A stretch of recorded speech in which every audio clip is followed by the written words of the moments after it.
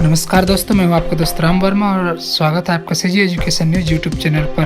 अगर आप इस चैनल पर पहली बार आए तो चैनल को सब्सक्राइब करके बेल आइकन बटन दबाना ना भूलिए, क्योंकि यहां पर आपको छत्तीसगढ़ की शिक्षा से जुड़ी हुई हर छोटी बड़ी खबरें, कॉलेज और यूनिवर्सिटी से लेकर स्कूल के सभी खबरें आपको यहाँ पर डेली मिलती रहेगी। तो इसके लिए चैनल को सब्सक्राइब करना ना भूलिए। तो चलिए फटाफट से स्टार्ट करते हैं। तो जो पहली जो खबर आ रही है वो डीपीएड के नतीजे यहाँ पर घोषित हो चुके हैं। तो छत्तीसगढ़ माध्यमिक शिक्षा मंडल ने डीपीएड मुख्य परीक्षा प्रथम एवं द्वितीय वर्ष के नतीजे आज घोषित कर दिए हैं, और जो रिजल्ट का लिंक है मैं आपको डिस्क्रिप्शन में दे दूंगा, तो वहाँ से आप जाकर डायरेक्ट अपने रिजल्ट देख सकते हैं। तो यहाँ पर जो घोषित हुआ है, तो यहाँ पर देखिए आप इसमें रोल नंबर के हिसाब से देख सकते हैं कि कौन फेल हुआ है कौन पास हुआ है। इसका आपको पीडीएफ भी मिल जाएगा जो मैं स्क्रीन पर दिखा रहा हूँ। तो आप अपने रोल नंबर को पहचान कर ये देख सकते हैं कि आप पास है कि फेल हुए। कुल यहाँ पर 40 छात्र थे, तो उसमें से 41 जो है उत्तीर्ण हुए और 5 जो है फेल हुए हैं। और उसके बाद ये यहाँ पर प्रथम वर्ष का मैं दिखा रहा हूँ। उसके बाद जो द्वितीय वर्ष है उसमें 38 छात्र थे और उसमें से 38 पूरे पास हो चुके हैं। तो 100% रिजल्ट है। यहाँ पर आपका रोल नंबर लिखा हुआ है, तो आप यहाँ से भी देख सकते हैं। और इसका पीडीएफ जो है पूरा न्यूज़ का आपको डिस्क्रिप्शन के लिंक में मिल जाएगा। चलो इसके बाद जो आगे बढ़ते हैं, तो यहाँ पर अटल बिहारी वाजपेयी यूनिवर्सिटी का भी रिजल्ट आया है। MA previous English, MA previous Hindi, MA previous political science का रिजल्ट यहाँ पर आ चुका है। तो इसका भी लिंक आपको मैं डिस्क्रिप्शन में दे दूंगा, वहाँ से जाकर आप अपना रिजल्ट देख सकते हैं। उसके बाद जो अगली खबर जो आ रही है, तो ये छत्तीसगढ़ माध्यमिक शिक्षा मंडल को लेकर आ रहा है। तो यहाँ पर जो असाइनमेंट अब होंगे 10वीं बारहवीं के लिए, अगस्त के जो लास्ट वीक है वहाँ पर असाइनमेंट होने वाले हैं। इस बार भी 6 असाइनमेंट हो गए, और जो आपके पाठ्यक्रम है 10वीं बारहवीं के उसमें 30 से 40% कटौती होगी, और जो भी आपके असाइनमेंट होंगे उसके नंबर जो है फाइनल रिजल्ट में जोड़े जाएंगे। तो यहाँ पर आपको मैं बता दूं कि हिंदी, इंग्लिश, गणित समेत अन्य विषयों का कोर्स कम होगा। 12वीं में अंग्रेजी के छात्र इस बार भी पिछले साल की तरह 9 चैप्टर पढ़ेंगे, जबकि पूरे कोर्स में इंग्लिश की गद्य की किताब में 22 चैप्टर है। इसी तरह 10वीं में पहले छात्रों को 15 चैप्टर पढ़ने होते थे, इस बार 11 चैप्टर ही पढ़ेंगे। 10वीं गणित में लंबाई व दूरी इस बार भी छात्र नहीं पढ़ेंगे। इसके अलावा कुछ अन्य पार्ट भी हटाए गए हैं, कुछ चैप्टर को छोटा किया गया है। तो पिछले साल की तरह ही होने वाला है। असाइनमेंट हो गया और असाइनमेंट के मार्क आपके जो फाइनल रिजल्ट है उसमें जुड़ेंगे, और असाइनमेंट जो है ये अगले महीने अगस्त के लास्ट वीक में आएगी। उसके बाद जो यहाँ पर अगला न्यूज जो आ रहा है, तो थ्योरी में 90% अंक फिर भी नहीं मिली प्रायोगिक परीक्षा की सूचना, तो फेल हुए हैं कुछ विद्यार्थी। तो यहाँ पर जो है देखिए, माध्यमिक शिक्षा मंडल द्वारा आयोजित की गई 12वीं परीक्षा में 2,79,023 छात्र शामिल हुए थे। इनमें से 6500 जो छात्र थे वो प्राइवेट परीक्षार्थी के रूप में आवेदन किया था। प्राइवेट परीक्षार्थियों की प्रायोगिक परीक्षा तो प्रोजेक्ट के लिए जाने संबंधित निर्णय अपेक्षाकृत बाद में लिया गया।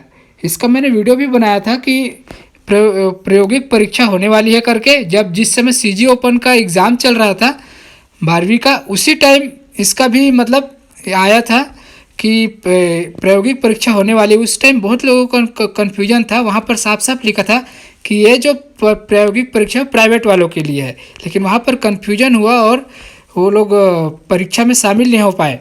तो इसीलिए जो है जब बाद में प्रायोगिक परीक्षा आयोजित की गई तब छात्र ये सूचना नहीं पहुंच पाए और वे अनुपस्थित श्रेणी में आ गए। छात्रों का कहना है कि उन्हें इसकी जानकारी नहीं थी, इसलिए एक और मौका दिया जाए।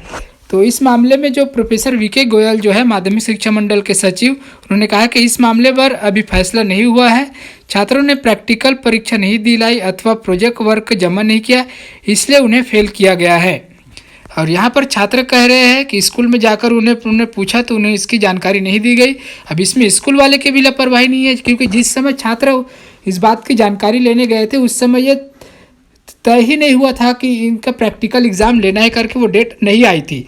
तो उनके पूछने के बाद वो डेट आई थी, तो इसके लिए यहाँ पर ये प्रॉब्लम हो गया है। तो देखिए अभी आगे क्या होता है। और ये ऐसे छात्र हैं जिन्होंने अभी जो घर से जो एग्ज़ाम हुए उसमें 90% इन्होंने हासिल किया। ऐसे छात्रों की संख्या 100 से अधिक है, लेकिन इन्हें सिर्फ जो है वो प्रैक्टिकल में शामिल नहीं होने के कारण फेल कर दिया गया है।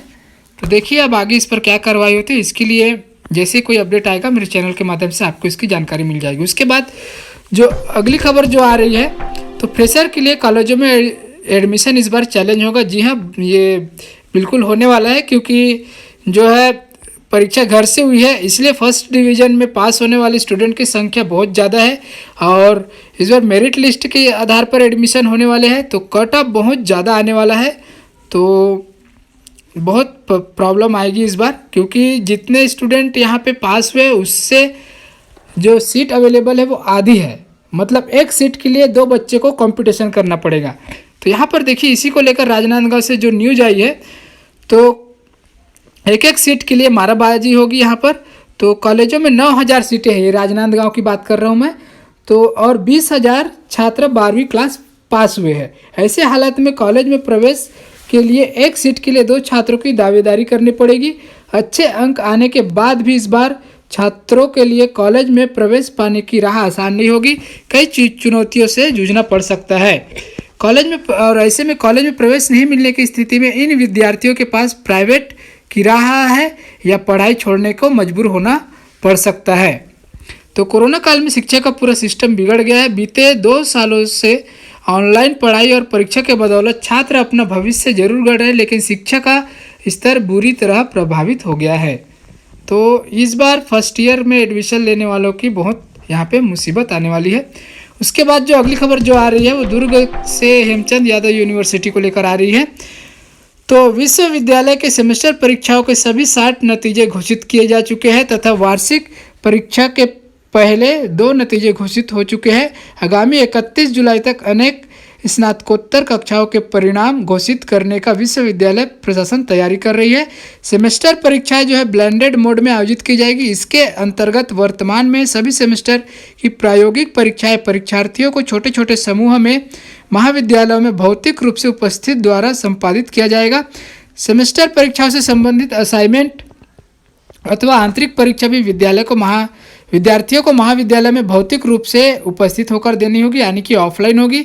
सेमेस्टर की थ्योरी परीक्षा की संभावित तिथि 23 अगस्त से आरंभ होने की जानकारी डॉक्टर अरुणा पल्टा ने प्राचार्यों को दी। सेमेस्टर परीक्षा से संबंधित ऑनलाइन आवेदन पत्र विद्यार्थी 24 जुलाई से 2 अगस्त तक भर सकेंगे। परीक्षार्थी द्वारा ऑनलाइन भरे गए परीक्षा आवेदन पत्र की हार्ड कॉपी समस्त दस्तावेजों सहित संबंधित महाविद्यालयों में जमा करने की तिथि 3 अगस्त निर्धारित की गई है। तो उसके बाद जो अगली खबर जो है तो बढ़ते हैं, तो यहाँ पर 1 सितंबर से जो यूजी की कक्षाएं हैं वो शुरू हो जाएगी। तो उच्च शिक्षा का अकादमिक कैलेंडर जारी हो चुका है और छात्र संघ के जो चुनाव है वो 30 सितंबर तक, अक्टूबर में आंतरिक मूल्यांकन की तैयारी होगी। तो चलिए यहाँ पर देख लेते हैं क्या क्या हुआ है। उच्च शिक्षा विभाग ने मंगलवार को शैक्षणिक सत्र 2021-22 के लिए अकादमिक कैलेंडर जारी कर दिया। इसके अनुसार अंडर ग्रेजुएट की प्रवेश प्रक्रिया 31 अगस्त तक पूरी होने के साथ साथ 1 सितंबर से कक्षाएं शुरू हो जाएगी। अन्य कक्षाओं में प्रवेश परीक्षा परिणाम के 15 दिन की अवधि में दिए जाएंगे। तो यहाँ पर जो दशहरा दिवाली के लिए 25 छुट्टियाँ होंगी। अक्टूबर से यूनिट परीक्षाएं 5 अक्टूबर से जो है यूनिट परीक्षाएं होगी। तो सत्र 2021-22 में प्रथम यूनिट परीक्षा 5 अक्टूबर को, द्वितीय यूनिट परीक्षा 3 नवंबर को, प्रथम सत्र परीक्षा 1 से 3 दिसंबर तक, तृतीय यूनिट परीक्षा 5 जनवरी को और द्वितीय सत्र 2 परीक्षा 20 से 22 जनवरी तक, चतुर्थ यूनिट परीक्षा 8 फरवरी को तथा प्री फाइनल परीक्षा 22, 23 एवं 14 फरवरी 2022 को कराया जाना है। ध्यान रखिएगा डेट, उस हिसाब से आप अपनी तैयारी कर सकते हैं। यहाँ पर पूरा एकेडमिक कैलेंडर आ गया है। उसके बाद जो एकेडमिक कैलेंडर के अनुसार वार्षिक प्रायोगिक परीक्षाओं का आयोजन 26 मार्च से 9 अप्रैल 2022 तक पूरा कराया जाना है तथा वार्षिक परीक्षाएं 16 अप्रैल से 15 जून तक पूरा कराए जाने हैं। तो इस हिसाब से आप अपना टाइम टेबल बनाकर पढ़ाई कर सकते हैं। तो चलिए अब आगे बढ़ते हैं। और हाँ, मैं बता दूं कि जो अब मैं यहाँ पे बोल रहा हूँ ये पूरा आपको रिटर्न में PDF में मेरे वीडियो के नीचे डिस्क्रिप्शन में मिल जाएगा। जितना भी न्यूज़ मैं आपको बताऊंगा उसका रिटर्न में PDF फाइल आपको मेरे वीडियो के नीचे डिस्क्रिप्शन में मिलेगा। चलो उसके बाद जो आगे बढ़ते हैं, तो यहाँ पर 12वीं बोर्ड के जो परिणाम से लिंक हो गए रविशंकर विश्वविद्यालय की वेबसाइट, तो आज ही मैंने इसके बारे में जो है वीडियो बनाया है एडमिशन को लेकर। पंडित रविशंकर विश्वविद्यालय में एडमिशन के बारे में जो वहाँ के कुलपति जी है उन्होंने स्टूडेंट के सवालों के जवाब दिए, उसके बारे में उनके सवालों जवाब का मैं वीडियो बनाऊँ, उसको आप ऊपर आई बटन पर देख सकते हैं। सारे सवालों के जवाब है एडमिशन से रिलेटेड, तो उसका आपको ऊपर आई बटन पर लिंक मिल जाएगा। तो उन्होंने कहा है कि पंडित रविशंकर शुक्ल विश्वविद्यालय के कुलपति डॉक्टर केसरीलाल वर्मा ने बताया कि इस बार जो है फर्स्ट ईयर के लिए जो एडमिशन यहाँ पे होने वाले हैं वो मेरिट सूची के आधार पर होगा। तो आप इन सवालों के जवाब को ऊपर आई बटन पर जाकर देख सकते हैं। उसके बाद जो अगली खबर जो आ रही है वो रायपुर से है। तो रविशंकर विश्वविद्यालय ने कहा है कि 31 जुलाई तक अंक अपलोड नहीं होने की स्थिति में स्टूडेंट का रिजल्ट रोकने पर कॉलेज के प्राचार्य या केंद्र अध्यक्ष जिम्मेदार होंगे। विश्वविद्यालय द्वारा लगातार जल्द से जल्द मूल्यांकन कराने के संबंध में निर्देश जारी किए जा रहे थे, लेकिन राजधानी के कई बड़े कॉलेज द्वारा गंभीरता नहीं दिखाई जा रही थी। विश्वविद्यालय द्वारा 31 तक मूल्यांकन का आदेश जारी किए जाने के बाद अब मूल्यांकन कार्य में तेजी आई है। हालांकि सूत्रों का कहना है कि 31 जुलाई तक मूल्यांकन संभव नहीं होगा, क्योंकि अभी बड़ी संख्या में उत्तर पुस्तिकाओं का मूल्यांकन बाकी है। तो उसके बाद जो अगली खबर जो आ रही है पीएससी मेंस को लेकर आ रही है।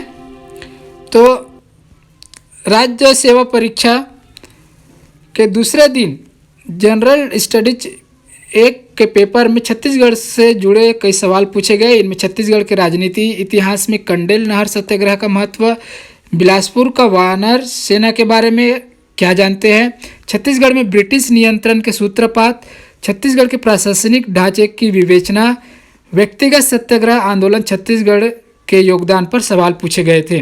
लेकिन इसमें जो परीक्षा है उसमें 1% विद्यार्थी कम हुए थे और यहाँ पर विद्यार्थियों ने बताया कि सवाल आसान पूछे गए थे। उसके बाद जो अगली खबर जो आ रही है तो ये केंद्र सरकार की तरफ से आ रही है। तो शिक्षा मंत्रालय ने भारत नेट के जरिए स्कूलों को जोड़ने पर काम शुरू कर दिया गया है। तो इसके हिसाब से इंटरनेट से जो देश भर के सभी सरकारी स्कूलों को जोड़ा जाएगा। तो ऑनलाइन शिक्षा को बढ़ावा देने सहित सरकारी स्कूलों को स्मार्ट क्लासरूम में तब्दील करने के मुहिम के बीच केंद्र सरकार ने देश भर के सभी सरकारी स्कूलों को इंटरनेट से लैस करने का फैसला किया है। अब तक 1.19 लाख सरकारी स्कूलों को इंटरनेट से जोड़ दिया गया है। बाकी सभी स्कूलों को भी उस गांव तक फाइबर नेटवर्क पहुंचते ही जोड़ दिया जाएगा। स्कूली छात्रों को इससे फ़ायदा होगा। इसके साथ ही स्मार्ट क्लासरूम के जरिए छात्र देश दुनिया के बेहतरीन शिक्षकों के वीडियो देख सकेंगे और ऐसे पाठों को पढ़ सकेंगे जिन्हें समझने के लिए उन्हें ट्यूशन या कोचिंग की मदद लेनी पड़ती है, जो ग्रामीण और दूर दराज के क्षेत्रों में आसानी से नहीं मिल पाती। तो बहुत ही अच्छी पहल है। उसके बाद जो अगली खबर जो आ रही है वो रायगढ़ से आ रही है। तो शहीद नंद कुमार पटेल विश्वविद्यालय की सौगात देने वाले उच्च शिक्षा मंत्री उमेश पटेल ने खरसिया विधानसभा क्षेत्र में ग्राम कुसमुरा एवं चपले में कॉलेज प्रारंभ करने की स्वीकृति आदेश उच्च शिक्षा विभाग से 26 जुलाई को जारी हो गया है। शीघ्र ही इन दोनों महाविद्यालयों में विद्यार्थियों के प्रवेश की प्रक्रिया प्रारंभ हो जाएगी। तो उच्च शिक्षा मंत्री उमेश पटेल की पहल से चपले और कुसमुरा को कॉलेज की सौगात मिली है। उसके बाद जो अगली खबर जो आ रही हो भिलाई से है।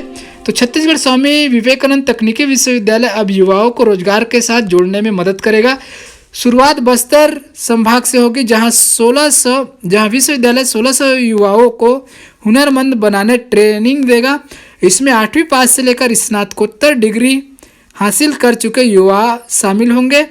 यही नहीं, ट्रेनिंग के बाद विश्वविद्यालय उन्हें रोजगार का इंतजाम भी कराएगा। विश्वविद्यालय ने इसके लिए 8 ट्रेनिंग सेंटर तैयार किए हैं। सबसे खास बात यह है कि विश्वविद्यालय के इस प्रयास में उद्योग भी सहभागी होंगे। कंपनियों की सामाजिक उत्तरदायित्व शाखा CSR ने विश्वविद्यालय को आर्थिक सहयोग के लिए हामी भर दी है। 49 लाख रुपए शुरुआत बजट के साथ विश्वविद्यालय का कार्यक्रम आगाज हो चुका है। बस्तर आदिवासी युवाओं को हुनरमंद बनाकर उन्हें मुख्य धारा से जोड़ने की पहल की गई है और विश्वविद्यालय के इस ट्रेनिंग कार्यक्रम में शामिल होने वाले युवाओं को तकनीकी विश्वविद्यालय का प्रमाण पत्र दिया जाएगा, जिसकी वैल्यू देश भर में होगी। इसके साथ ही CSVTU पहला होगा जो इस तरह के रोजगारमुखी कार्यक्रम चलाएगा। डॉक्टर कुलपति M.K. वर्मा ने बताया कि इस ट्रेनिंग और सर्टिफिकेट कार्यक्रम में 10 लाख युवाओं को 4 साल में काबिल बनाने का लक्ष्य रखा गया है। बस्तर के बाद कारवा, सरगुजा और बिलासपुर संभाग की ओर बढ़ेगा। तो ये बहुत ही अच्छी पहल है। आप अगर इस क्षेत्र से हैं तो ज़रूर यहाँ एडमिशन लीजिए। उसके बाद जो अगली खबर जो आ रही है वो है बेमेतरा राका से। तो बेरला ब्लॉक के संकुल केंद्र राका के अंतर्गत शासकीय पूर्व माध्यमिक शाला कुरुद में प्रधान पाठक की लापरवाही के कारण 8वीं कक्षा के विद्यार्थियों को अंक सूची नहीं मिलने का मामला सामने आया है। स्कूल के 24 विद्यार्थियों को कक्षा 8वीं पास करने के 2 साल बाद भी अंक सूची नहीं मिल पाया, जिसके चलते स्कूली बच्चों को कक्षा 10वीं में एडमिशन नहीं मिल पा रहा है। तो ये है वो स्कूल जहाँ पे ताला लटक रहा है, अभी खुला नहीं है। उसके बाद जो इस मामले पर बेरला BEO राम कश्यप ने कहा है कि 8वीं के बच्चों को 2 साल बाद भी अंक सूची नहीं मिलने की जानकारी आपके माध्यम से मिल रही है। यहाँ शिक्षक की लापरवाही के चलते हुआ है। इस तरह की लापरवाही बर्दाश्त नहीं की जाएगी। मामले में प्रधान पाठक के खिलाफ नोटिस जारी कर सख्त कार्रवाई की जाएगी। साथ ही बच्चों को एडमिशन में दिक्कत न हो इसकी भी व्यवस्था की जाएगी। तो ये लापरवाही आ रही है, तो ऐसा नहीं होना चाहिए, क्योंकि शिक्षक को बच्चों के साथ इस तरह की लापरवाही बिल्कुल भी बर्दाश्त नहीं है। उसके बाद जो अगली खबर जो आ रही है वो रायपुर से है। तो स्वामी आत्मानंद अंग्रेजी माध्यम उत्कृष्ट विद्यालय जिला रायपुर द्वारा संचालित 9 विद्यालयों के शैक्षणिक एवं गैर शैक्षणिक संविदा पदों की लिखित परीक्षा आगामी 30 एवं 31 जुलाई को निर्धारित 15 परीक्षा केंद्रों में 2 सत्रों में आयोजित की जाएगी। परीक्षा के दौरान सभी परीक्षार्थियों, अधिकारियों, कर्मचारियों को कोविड-19 महामारी के दिशा निर्देश अनुसार सोशल डिस्टेंसिंग, सैनिटाइजेशन, मास्क पहनना एवं अन्य सभी दिशा निर्देशों का पालन करना अनिवार्य होगा। उसके बाद जो अगली खबर जो है वो रायपुर से है। तो छत्तीसगढ़ लोक सेवा आयोग ने व्यवहार न्यायाधीश के साक्षात्कार में शामिल होने वाले ऐसे अभ्यर्थियों को 30 जुलाई तक साक्षात्कार तिथि में परिवर्तन का मौका दिया है जो मध्य प्रदेश में आयोजित व्यवहार न्यायाधीश मुख्य परीक्षा में शामिल होने जा रहे हैं। आयोग ने कहा है कि छत्तीसगढ़ में सिविल जज के 32 पदों के लिए साक्षात्कार 10 अगस्त से 14 अगस्त तक आयोजित है तथा मध्य प्रदेश में सिविल जज मुख्य परीक्षा 13 व 14 अगस्त को आयोजित है।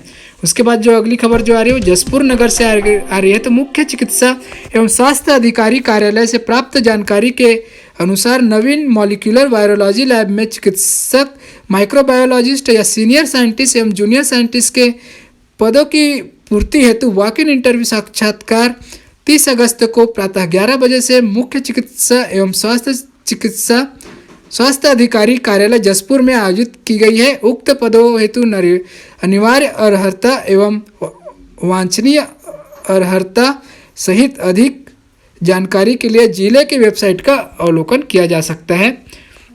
उसके बाद जो अगली खबर जो आ रही है वो बैकुंठपुर से है। तो आदिवासी विकास विभाग के सहायक आयुक्त ने बताया कि वर्ष 2021-22 में पंडित जवाहरलाल नेहरू उत्कर्ष योजना अंतर्गत छत्तीसगढ़ राज्य के अंतर्गत चयनित उत्कृष्ट प्राइवेट स्कूलों के कक्षा 6वीं में प्रवेश हेतु आयोजित चयन परीक्षा का परिणाम घोषित किया जा चुका है।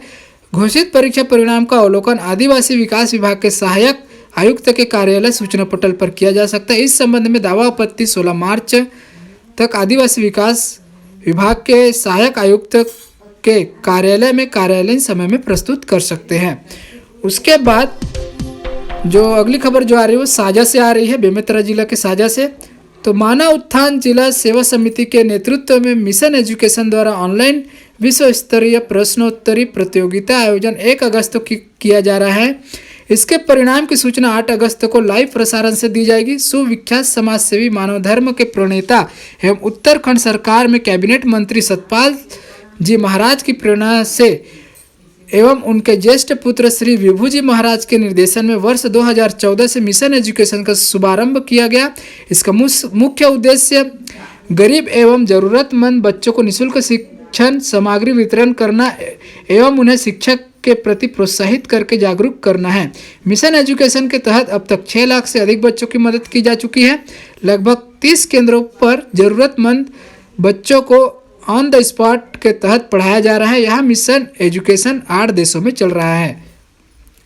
उसके बाद जो अगली खबर जो है वो कांकेर से है। तो आकांक्षी जिला श्रेष्ठता योजना अंतर्गत जिले के अनुसूचित जाति वर्ग के मेधावी विद्यार्थियों के लिए उत्कृष्ट आवासीय विद्यालय में कक्षा 9वीं एवं 11वीं प्रवेश के लिए 29 जुलाई को दोपहर 12 बजे से 2 बजे तक शासकीय नरहरदेव उत्कृष्ट अंग्रेजी माध्यम उच्चतर माध्यमिक विद्यालय कांकेर में आयोजित किया जाएगा।